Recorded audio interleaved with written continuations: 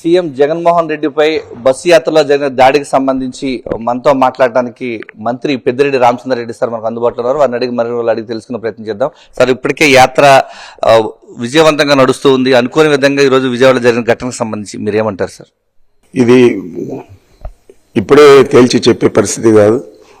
చాలా కుట్రపూరితంగా ఈ వ్యవహారం చేశారు. మరి మీరు చూస్తా ఉన్నారు, ఈ సిద్ధం సభలు కానీ ఆ తర్వాత బస్సు యాత్ర కానీ చాలా ఊపందుకున్నది. మొదలు పెట్టినప్పటి నుంచి ఇప్పుడు దాకా ఆల్మోస్ట్ 3 times 4 times ఎక్కువగా జనాలు వస్తూ ఉన్నారు. మరి ఇంత పెద్ద దీంట్లో కూటమి అంతా కూడా 4 పార్టీలు కూటమిగా చేరినా కూడా వాళ్ళ ఆశలు అడియాసలు అయ్యాయి.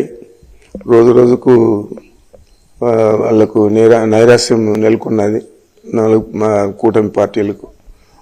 మరి ఇది కుట్రపూరితంగా జరిగిందనే నేను భావిస్తా ఉన్నాను. తప్పకుండా బాధ్యులను శిక్షించేదే కాదు, ఏ పార్టీకి సంబంధించిన వారు తెలిస్తే రాష్ట్ర ప్రజలకు ఎవరు కుట్ర చేస్తూ ఉన్నారనేది తెలుస్తుంది. మరి దీని మీద చాలా అంటే చైల్డిష్నెస్ లేకపోతే పట్టరాని ఆగ్రహంతో లోకేష్ ట్విట్టర్లో పెట్టాడు, 2019లో కోడికత్తి 2024 రాయి అని చెప్పి. ఈ రాయి కూడా తాడేపల్లి ప్యాలెస్ నుంచి వచ్చిందని మాట్లాడుతూ ఉన్నాడు. వీడికి అసలు బుద్ధి ఉందా లేదా నాకు అర్థం కావడం లేదు. కానీ మరి ఆ రాయిని ఇస్తాము, అదే స్పీడ్తో ఆ స్కూల్ దగ్గరనే నిల్చుకొని ఇతని కొట్టించుకుంటే ఎక్కడ పడుతుందో చూడాలి. అంత ఖచ్చితంగా ఇక్కడే పడాలని చెప్పి భావన అతనికి ఉంటే నిజంగా ఆయన ట్రై చేస్తే బాగుంటుంది. మరి ఇంత నీచమైన వ్యాఖ్యలు చేస్తూ ఉన్నారంటే వీళ్ళే కుట్రపూరితంగా చేస్తారని నాకు అనిపిస్తుంది. అంటే ప్రత్యేకించి రాష్ట్ర వ్యాప్తంగా ఈ రోజు రాయలసీమ నుంచి అడుగడుగున కూడా బ్రహ్మరథం పడుతున్నారు. కేవలం విజయవాడ దగ్గరికి వచ్చినప్పటికీ దాడి జరిగింది. కేవలం ఇది చూసి వారలంతనంగా భావించవచ్చు అంటారా? తప్పనిసరిగా నాకు తెలిసి ఈ జలసి, నైరాస్యము, ఈర్ష్య, పసలేని పోటీ చేస్తూ ఉన్నామని చెప్పి అన్నీ కూడా ఆలోచన చేయొచ్చు మనం. తప్పనిసరిగా ఇది ఒక రాజకీయ కోణంలోనే చూడాలి తప్ప ఎవరో యాదృచ్ఛికంగా వేసింది మాత్రం కాదు. సీఎం జగన్మోహన్ రెడ్డి మొదటి నుంచి చెప్తూనే ఉన్నారు, ఏ విషయమైనా సరే స్పష్టంగా ప్రజలకు వెన్నంటి నిలుస్తూ ఉన్నారు. కేవలం విపక్షాలకు అడ్రస్ గల్లంత అవుతుందనేటువంటి ఒకే ఒక్క నైరాశ్యంలో ఇదంతా జరిగిందని మనం భావించవచ్చు సార్.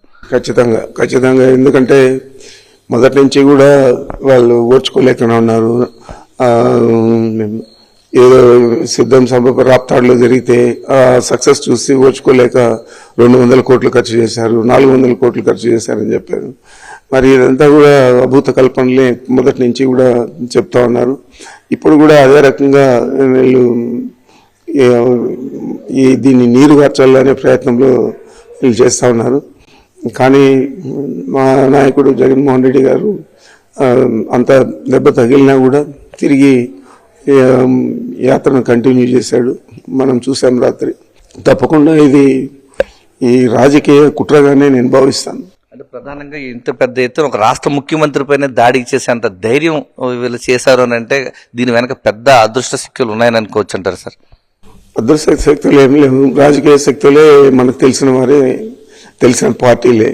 ప్రధానంగా ఈ లోకేష్ ట్విట్టర్ చూసిన తర్వాత నాకు అనిపించేది తెలుగుదేశం పార్టీ కుట్ర ఇది అని నాకు అనిపిస్తుంది. Thank you sir.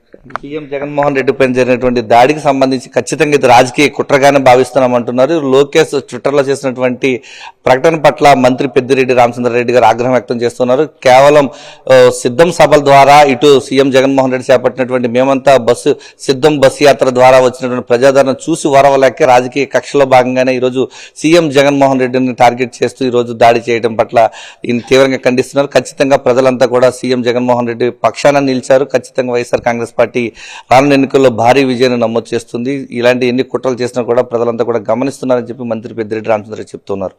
Cameraman ముఖేష్తో Vijayamurthy, Sakshi TV, Tirupati నుంచి.